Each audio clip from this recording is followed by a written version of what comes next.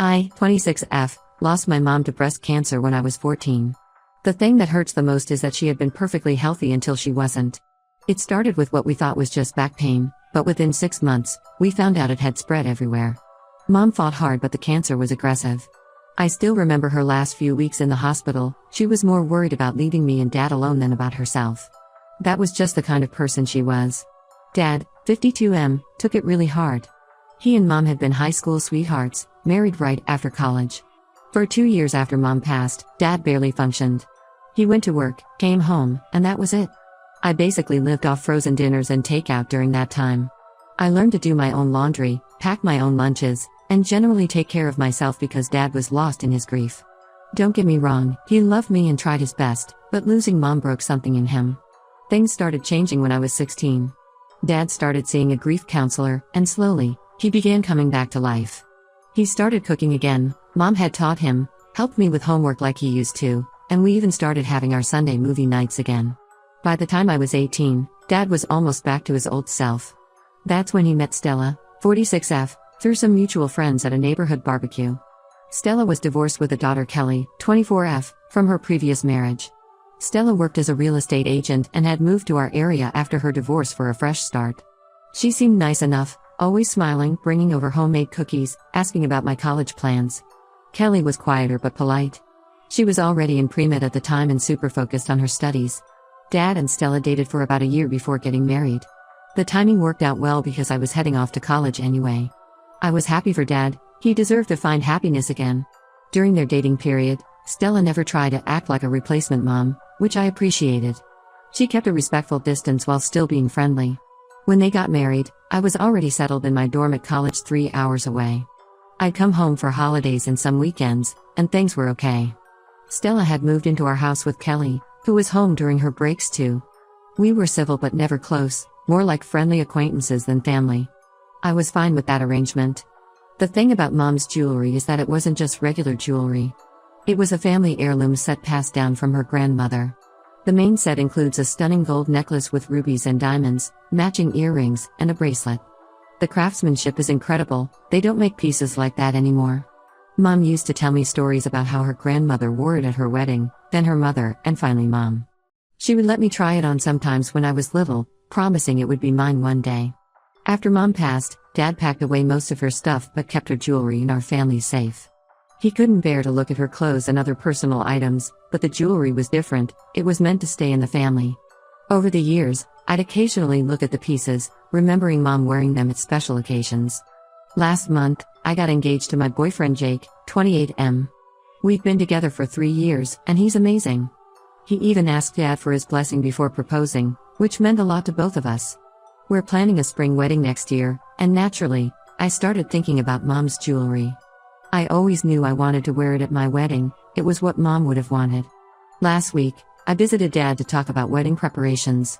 Stella was there too, which was fine. We were discussing venues and dates when I brought up Mom's jewelry.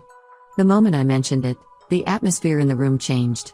Stella got this weird look on her face, and Dad suddenly became very interested in his coffee cup. That's when Dad dropped the bomb. Stella had been planning to give the jewelry to Kelly as a graduation present when she finishes medical school this year. I couldn't believe what I was hearing.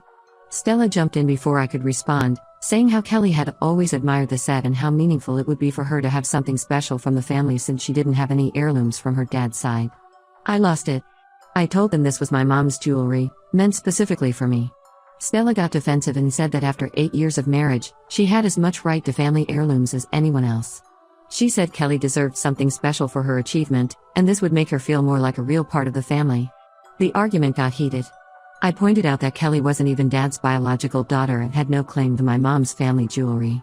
Stella started crying, saying I was cruel to bring up biology and that I never accepted them as real family.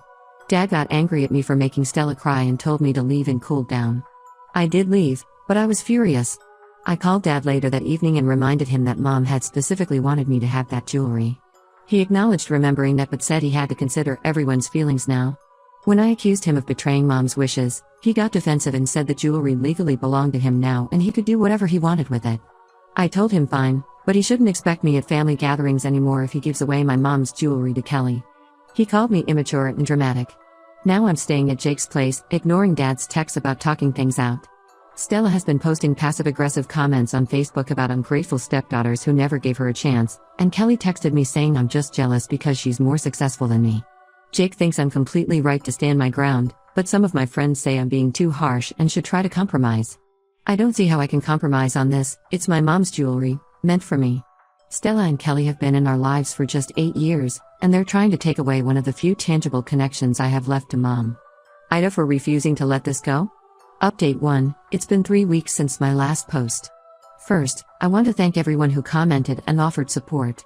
After reading the comments, I decided to reach out to my mom's sister, Aunt Lisa. We've always been close but drifted apart somewhat after Dad married Stella. Stella never seemed comfortable when Mom's family visited, so the visits became less frequent over the years. When I called Aunt Lisa and told her what was happening, she was silent for a long moment. Then she said, "You don't know the whole story about the jewelry, do you?" She told me to wait and drove 3 hours to meet me in person. Aunt Lisa arrived with an old leather photo album and a stack of letters. She explained that the jewelry wasn't just a family heirloom, it was part of a formal tradition. My maternal grandmother had received the set from her mother, and when Mom married Dad, grandmother officially passed it to her with one condition: it must go to her daughter on her wedding day. This was a tradition that went back 4 generations in our family. Aunt Lisa showed me photos I'd never seen before, pictures of grandmother presenting Mom with the jewelry at her wedding. In one photo, Mom was crying as grandmother fastened the necklace around her neck. But the real proof was in the letters. Aunt Lisa had found a letter my grandmother had written to Mom about the tradition. The letter explicitly stated that the jewelry was meant for her granddaughter, me. I made copies of everything and went to confront Dad. I texted him saying we needed to talk and that I had important information about Mom's jewelry. He agreed to meet at the house. When I arrived, I found not just Dad and Stella, but Kelly too. Stella had this smug look like she thought this was going to be me apologizing. I laid out everything on the dining room table: the photos, the letters, the family history. Dad's face changed as he looked at the photos. I could tell he remembered that day. Stella tried to dismiss it, saying old traditions didn't matter anymore, but then she saw the letter. Her face went from dismissive to angry as she read grandmother's explicit wishes about her granddaughter inheriting the jewelry. That's when something unexpected happened. Kelly, who had been quiet until then, suddenly burst into tears and ran upstairs. Stella went after her, but not before giving me a look that could freeze hell. Dad just sat there, staring at the wedding photos. After a long silence, Dad finally spoke. He admitted he remembered grandmother giving Mom the jewelry. He remembered the tradition and the promise. When I asked why he had agreed to give it to Kelly, he looked ashamed. He said Stella had been pushing the idea for months, saying Kelly needed something special to make her feel like a real part of the family. He said he just wanted everyone to be happy and thought maybe the tradition didn't matter as much anymore. I was processing this when Kelly came back downstairs, her eyes red from crying. Stella tried to stop her, but Kelly had something to say. She admitted she never actually wanted the jewelry. She told us how Stella had been telling her for months that she deserved it more than me because she was more accomplished, being in medical school while I only had a regular office job. Stella had convinced her that accepting the jewelry would prove she was truly part of Dad's family. Stella tried to interrupt, but Kelly kept going. She said she felt guilty every time Stella brought it up, but was afraid to disagree with her mom. Kelly said she knew how much the jewelry meant to me and she never wanted to take it. She apologized for her mean text about me being jealous of her success, saying Stella had convinced her I was just being difficult. This led to a massive fight between Stella and Dad. Stella started screaming about how she was sick of living in Mom's shadow. She said that everything in the house was about preserving Mom's memory and nothing was ever about her new family. She accused Dad of never really letting Mom go, and said it wasn't fair that Kelly would always be second best to me. Dad finally snapped. He told Stella she was being manipulative and cruel. He said she couldn't erase Mom's memory or replace me with Kelly, and he was wrong to ever let her try. He said the jewelry was going to me, as it should have been all along. Stella lost it. She called us all ungrateful and said she was tired of competing with a dead woman for her husband's love. She grabbed Kelly's arm and tried to make her leave with her, but Kelly pulled away. Stella stormed out alone, slamming the door so hard a picture fell off the wall. Dad immediately went to the safe and got out the jewelry set. He handed it to me with tears in his eyes, apologizing for almost breaking his promise to Mom and grandmother. Kelly hugged me and apologized again, saying she hoped we could move past this. Stella has been staying at her sister's place since then. She's not responding to Dad's calls. Kelly is still at the house but planning to move into her own place soon. Dad seems lost, like he doesn't know how he let things get so out of hand. I have the jewelry now, safely stored at my place. Jake suggested we get a secure safe for it. Looking at it now, I can almost feel the history of all the women in my family who wore it before me. I know Mom would be happy it's with me, where it belongs. Update 2. 2 months have passed since my last update. Just when I thought things couldn't get more complicated, they did. Last week, Kelly asked to meet me for coffee. She seemed nervous and kept checking her phone, making sure Stella wasn't tracking her location. Kelly revealed something that made my blood run cold. She discovered that Stella had been secretly selling off Mom's jewelry pieces from the safe for the past 3 years. She'd replace each piece with a fake replica that looked almost identical to the untrained eye. Kelly found out by accident when she overheard Stella on the phone with a jeweler, discussing the price for another piece. According to Kelly, it started when her medical school tuition increased. Her dad, Stella's ex, had promised to help but backed out at the last minute. Instead of telling Dad about the financial problems, Stella started looking through Mom's jewelry collection. She found a jeweler who specialized in vintage pieces and began selling them one by one. Kelly showed me pictures she'd secretly taken of Stella's text conversations with the jeweler. The text showed Stella had sold at least 12 pieces over the years. Each time, she'd buy a replica to replace the original, so no one would notice. She'd even taken photos of the original pieces to ensure the replicas looked identical. I felt sick. These weren't just valuable pieces, they were memories. Each piece had a story. The pearl earrings Mom wore to my first piano recital, the gold bracelet she got for her 30th birthday, the emerald pendant Dad gave her on their 15th anniversary, all gone. I drove straight to Dad's house. He was alone, as Stella was still staying at her sister's place after our last confrontation. When I told him what Kelly had revealed, he didn't believe it at first. He went to check the safe, taking each piece out carefully. Dad used to own a jewelry store before retiring, so he knew what to look for.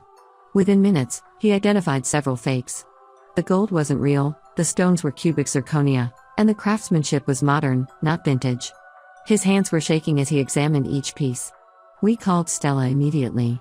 She tried denying it at first, but when Dad mentioned getting the pieces professionally appraised, she broke down. She admitted everything. She'd sold almost all of Mom's jewelry except for the main set I had wanted for my wedding. That one was too well known in the family to replace without someone noticing.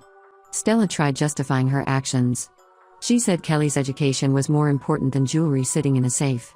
She claimed she was planning to replace the pieces with real ones once Kelly finished medical school and started earning. She even tried to blame Kelly's dad for backing out of paying for medical school. Dad was devastated. It wasn't just about the monetary value, those pieces were some of his last connections to Mom. Each one represented a special moment in their life together. Finding out that Stella had sold them and replaced them with fakes felt like losing Mom all over again. When Stella realized we'd found out through Kelly, she became furious. She called Kelly ungrateful and accused her of betraying her own mother. She said Kelly would never have gotten through medical school without her sacrifices. Kelly broke down crying, saying she never asked her mom to sell stolen jewelry for her education. She would have taken out loans if she'd known. Dad told Stella to leave and not come back. He said he needed time to think about everything. Stella tried to shift blame, saying she only did it because Dad never offered to help with Kelly's education. She said if he had treated Kelly like a real daughter, she wouldn't have had to resort to selling the jewelry. That was the last straw for Dad. He told her to get out and said his lawyer would be in touch. Stella left, but not before warning Kelly that she would regret choosing us over her own mother. Dad's staying with me now while he figures out what to do next. We're trying to track down some of the pieces through the jeweler's records, but most were sold to private collectors. The few we found are way out of our price range to buy back. Kelly's been amazing through all this. She offered to help pay to replace some of the jewelry once she finishes her residency, even though none of this was her fault. She's cut off contact with Stella and is staying with a friend until she can find her own place. The whole situation is such a mess. Not only did Stella try to take my wedding jewelry, but she'd been stealing and selling Mom's other pieces all along. Every time I think about those precious memories being sold to strangers, it breaks my heart all over again. Update 3. It's been 6 months since everything blew up, and I finally feel ready to share this last update. A lot has happened. Dad filed for divorce from Stella after discovering the full extent of what she'd done. During the divorce proceedings, we found out she hadn't just been selling Mom's jewelry, she'd been taking other valuable items from our house too. Dad's lawyer discovered Stella had sold antique silverware that had belonged to my great-grandmother, some of Mom's designer purses, and even Dad's collection of rare coins he'd inherited from his father. In total, she'd made almost $50,000 from selling everything over the years. She'd been careful to only take things that weren't used regularly, so we wouldn't notice them missing. The divorce has been messy. Stella tried claiming she had a right to half of everything since they were married, but Dad's lawyer found evidence that she'd been selling these items before they even got married. She'd actually started going through Mom's things while she and Dad were still dating, making note of valuable pieces she could sell later. We managed to track down 3 pieces of Mom's jewelry through the jeweler's records. One piece, a sapphire pendant Dad gave Mom on their 10th anniversary, was still with the original buyer. When they heard our story, they agreed to sell it back to us at the price they paid. Dad bought it immediately, even though it was expensive. He said seeing me wear it at my wedding would be worth every penny. Kelly has completely cut ties with Stella. She's living with her dad now and focusing on her medical residency. She sent me a long email explaining how sorry she was for not telling us sooner about Stella's stealing. She said she'd suspected something was wrong for a while but couldn't bring herself to believe her mom would do something so terrible. I assured her none of us blame her. Stella tried to apologize to both me and Dad. She sent long text messages about how she only did it for Kelly's future, how she felt trapped by financial pressure, and how she always planned to replace everything eventually. Neither Dad nor I responded. Some things can't be fixed with apologies. The divorce should be final next month. Dad's lawyer is still working on getting Stella to pay restitution for the stolen items, but we don't expect to see much of that money. Stella's been claiming she's broke from legal fees and helping Kelly with school, even though Kelly says she hasn't received any money from her mom in months. As for my wedding plans, they're back on track. I'll be wearing Mom's jewelry set, the one piece Stella didn't manage to sell, along with the sapphire pendant Dad recovered. Aunt Lisa will be walking me down the aisle with Dad. She's been amazing through all of this, helping Dad cope and sharing more stories about Mom with me. Kelly sent her congratulations but won't be attending the wedding. She says it's still too painful, and she needs time to process everything that happened. I understand completely, this whole situation has been traumatic for her too. Dad is doing better now. He's seeing a counselor to deal with the betrayal and has joined a divorce support group. He says he's done with dating for a while and wants to focus on rebuilding our family, just him and me, like it was before Stella came along. Looking back, I'm grateful I stood my ground about Mom's jewelry. If I hadn't, we might never have discovered what Stella was doing. Some of Mom's pieces are gone forever, but at least we saved what we could. More importantly, we exposed Stella's true nature before she could take anything else from us. My wedding is in 3 weeks. When I walk down the aisle wearing Mom's jewelry, I know she'll be with me in spirit. That's something Stella could never take away, no matter how hard she tried.